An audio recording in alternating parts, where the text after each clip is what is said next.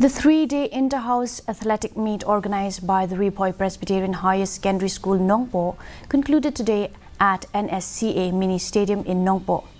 P. Lingdo Nonglat, the District School Education Officer, graced the event as the chief guest. Prizes were distributed to different schools, houses and individuals. Speaking at the event, she said that sports promote unity and togetherness. Through sports brings you unity or togetherness, to work together, to lose together, and also to win together.